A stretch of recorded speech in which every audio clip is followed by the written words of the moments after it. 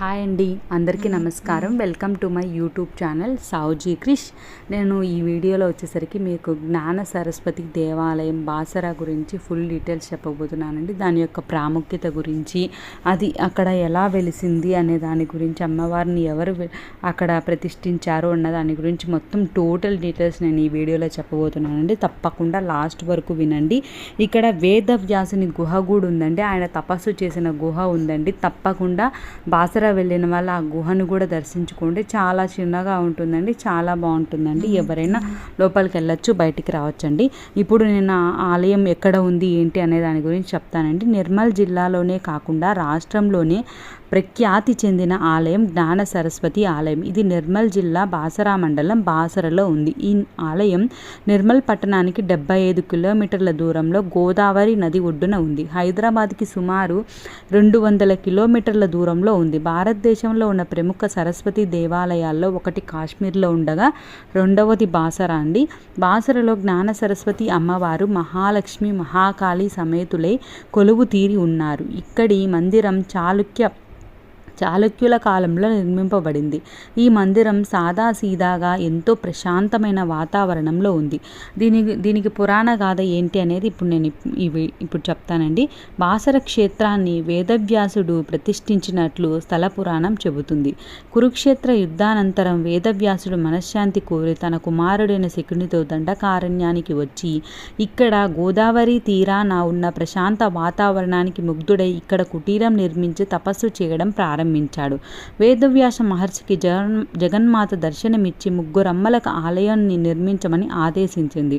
వ్యాసుడు నదిలోంచి 3 గుప్పెళ్ళు ఇసుక తెచ్చి ముగ్గురు దేవతామూర్తులను ప్రతిష్ఠించాడు.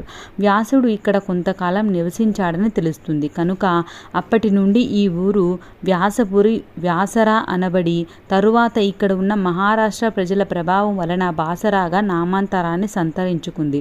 ఇక్కడ వ్యాస నిర్మితమైన ఇసుక విగ్రహాలకు పసుపు పూసి అలంకరించి పూజలు నిర్వహిస్తారు.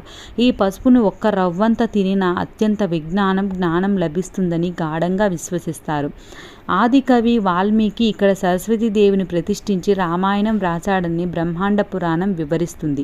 ఈ గుడికి సమీపంలో వాల్మీకి మహర్షి సమాధి, పాలరాతి శిల ఉన్నాయి. మంజీరా గోదావరి తీరాన రాష్ట్రకూటాల చేత నిర్మించబడిన 3 దేవాలయాల్లో ఇది ఒకటని విశ్వసించబడింది. 6వ శతాబ్దంలో నందగిరి ప్రాంతంలో నందేడుని రాజధానిగా చేసుకుని పరిపాలించిన బిజలుడు అను రాజు బాసరలోని ఈ ఆలయాన్ని నిర్మించాడని ప్రచారంలో ఉంది. ఆలయ విశేషాల గురించి తెలుసుకుందామండి. ఇప్పుడు బాసర సరస్వతి ఆలయం దేశంలోని ప్రఖ్యాత సరస్వతి ఆలయాలలో ఒకటి. ఇక్కడ సరస్వతి ఆలయంలో బాలబాలికలకు అక్షరాభ్యాసం చేయడానికి ప్రజలు అత్యంత ప్రాధాన్యత ఇస్తారు. ఇక్కడ ఉన్న త్రిదేవి మూర్తులు వ్యాస ప్రతిష్ఠితం కనుక ఈ ప్రత్యేకత. అక్షరాభ్యాసానికి ప్రత్యేక రుసుము ఉంటుంది. ప్రజలు బంధుమిత్రులతో వచ్చి పిల్లలకు అక్షరాభ్యాసం చేస్తారు.